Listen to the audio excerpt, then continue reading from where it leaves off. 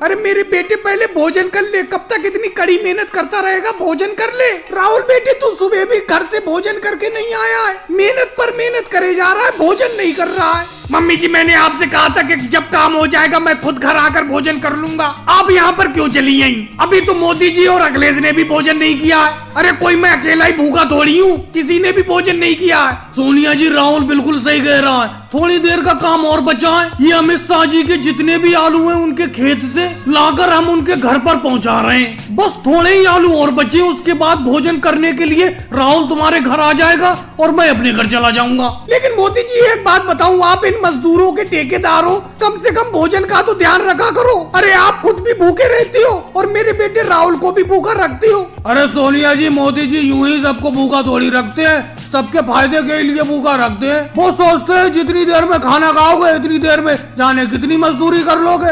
और वैसे तो हम तो सब लोग सुबह का खाना खाकर आते हैं। राहुल भैया आप सुबह का खाना खाकर क्यों नहीं आए थे? मम्मी जी एक बात बताओ, ये सब लोग सुबह सुबह खाना खाकर आते हैं, आप सुबह जल्दी खाना क्यों नहीं बनाकर देती हैं? जब मैं सुबह काम पर निकल जाता हूँ उसके बाद आप सोकर उठती हो और उसके बाद आपको मेरे खाने की याद आती है, फिर खाना बनाकर यहाँ पर भागी चली जाती हो। अगर आपको मेरी भूख की इतनी ज्यादा चिंता है तो सुबह ही उठकर खाना बना दिया करो, मैं सुबह खाना खाकर ही आया करूंगा, जैसे मोदी जी और अखिलेश सुबह खाना खाकर आते हैं कड़ी मेहनत करने के लिए।